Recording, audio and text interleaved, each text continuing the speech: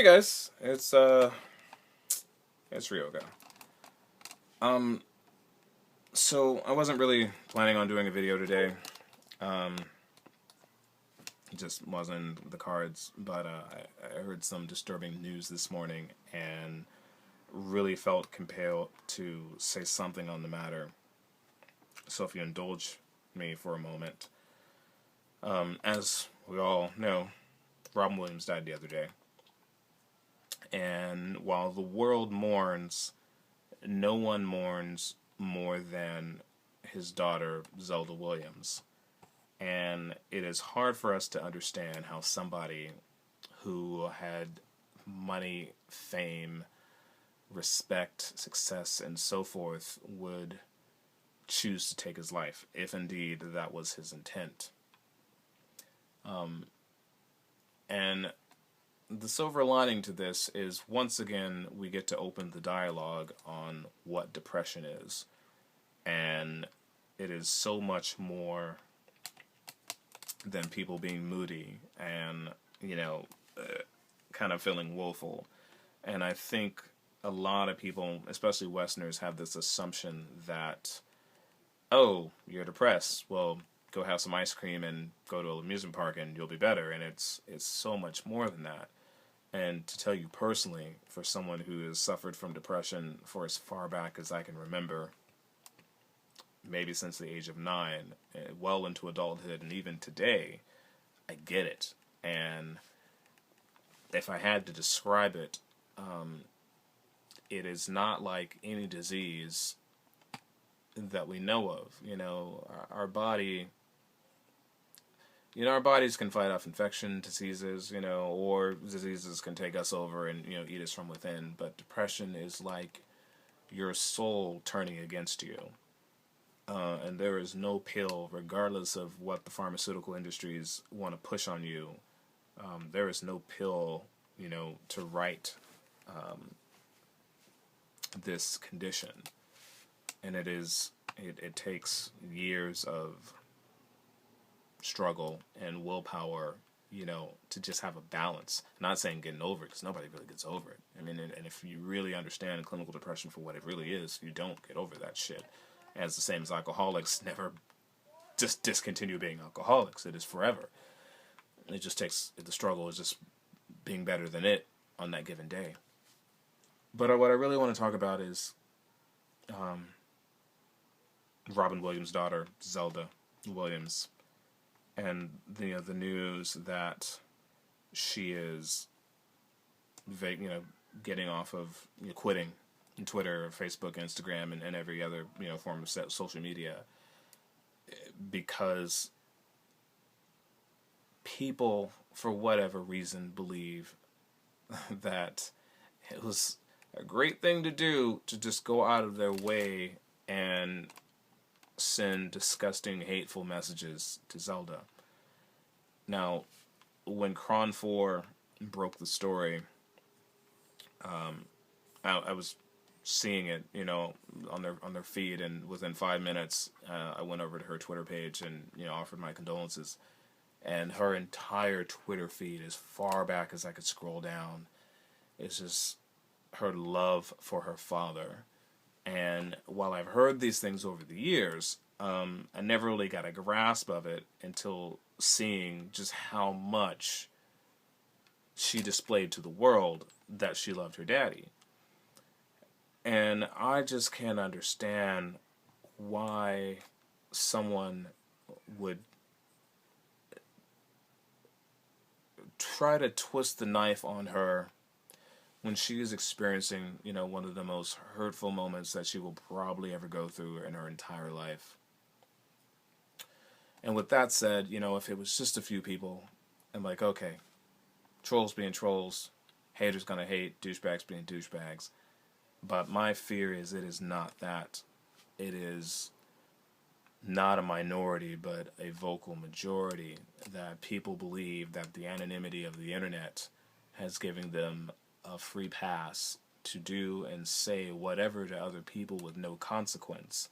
And while, yes, there might not be any consequence, so to speak, but the truth is your words have power. And you never know what you might say to somebody that is their last straw.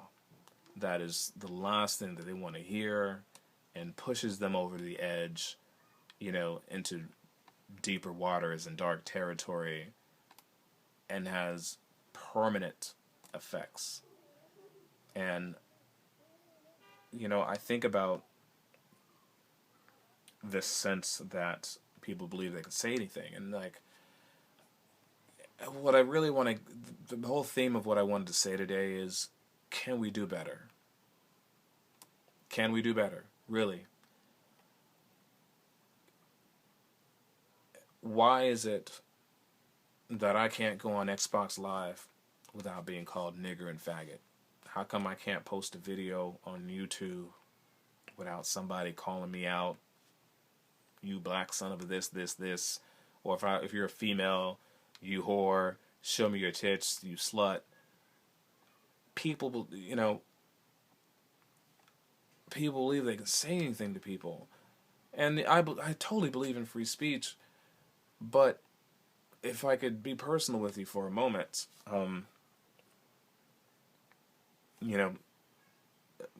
when I lost my fiance, a couple years back, truly devastating to me. And, that that pain is something I would never want to wish on anybody else. But further back from there, back in '07, I lost my grandmother. And I took it pretty hard. And I posted something online that was out of character. And my mother called me up while I was at work in tears. I could hear her crying and chastised me for a moment. But what I got out of it was my mother said, and I will always remember this, and it has stuck with me for years. My mother said, do not put things on the internet that would not make your mother proud. And I know that sounds a little foofy, but it has stuck with me. And I choose not to say or do anything that, one, compromises my own morality, or two, would be something that my mother would not necessarily enjoy. With the exception of, yes, there's photos of me fighting and bleeding and so forth, from weapons fighting and stuff. But I'm quite proud of that. Yeah, those are accomplishments to me. And my mother somewhat understands, what I do. But I would never do anything within that realm to cause dishonor to me, my family, or my lineage, or ancestry. So, and I'm just wondering, like, why is this a thing? Why are there so many people out there that want to take a stab at people, and attack them at their lowest? And I'm wondering, is that truly what we are now? Is that where we're at? Because this ain't cool. It's not. It really isn't. And I know this has been argued and debated by scholars, for the past decade amongst the terminology of cyberbullying, which was one of my theses back in college. And I remember what I said, that I don't believe in the term cyberbully. A bully is bully. And just because you're sitting in front of a computer does not change, the schematics of you going out of your way to put people down. Call it what it is. You're an asshole. We like to use these buzzwords, and it's more than that. And I think when we use terms like cyberbullying, like, we're really just marginalizing what it really is, and it's people being at their true nature. And we need to be better than that. We truly do. And that is my question, or not my question. That is my statement. That is my demand. If I had such power, is that, can we do better? Can we just think twice before we put shit on the internet, and just understand that your words have so much power, and while you might think they're insignificant and you might get a chuckle out of it, that it truly hurts people to be, to say wicked things, and you never know when someone's at their last straw.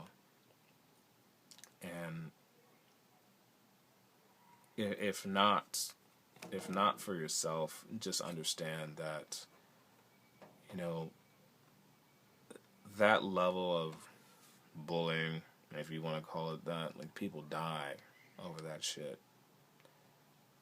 And ask yourself, if you say something about somebody, like, just ask yourself if you really want somebody to die. You know, if that's your goal, make that assumption. Make that assumption that if you're gonna say something to somebody that is, you know, less than being brotherly, you know, less than being at your best, and make that assumption that that could be their last moment. And if you're okay with that, by all means, you know, then you're just an asshole, and you know, I got nothing for you. Like, I personally make a choice that I don't say or do things that compromise my morality and, you know, my moral compass. I don't. If somebody's got beef with me or says some shit about me, like, I let that shit go. It's just not for me. It's not for me to, like, get in tit for tat online. And, you know, there are other, you know, methods of karma out there for people, but I choose not to. I choose not to say things to people, whether in person or online, that I think would make them feel any less than they feel at that present moment. And that, in fact, that's the thing for me. It's like, anybody I meet, I always want to leave them in a better place than when I met them. And even if it's just a meeting for 5 minutes, I hope they leave feeling like, man, I'm glad I met Ryoga. Or leave laughing, or feeling, you know, that I gave them something, or I gave them something to think about, or I bettered their day in one way or another. Like, that's just, for me, like, that's a constant. And my fear is, again, that the anonymity of the internet, or the presumed, you know, thought that we're anonymous, has made people think that there are no consequences for their actions and words. And I want to say that that is not the case. And again, can we do better? You know, can we trend that? Can that trend? Can we hashtag do better? You know, in this era of YouTube, Instagram, and crazy ass World Star Hip Hop comments, it's really not that cool. You know, showing your ignorance is not cool. So, Miss Williams, Zelda, you know, I feel for your loss. I do. I've been there. You know, what else can I say that, you know, hasn't been said by somebody else? But I really think that we as people just really need to reevaluate who we are and our effect on those around us, and maybe not even directly around us, but those, you know, that we interact with. And just because somebody's not 5 feet in front of you, you know, you can't just be all reckless. And I think that's people's assumption. You know, I can say whatever I want because they're not in front of me, and that's not it. So, hashtag do better. Peace.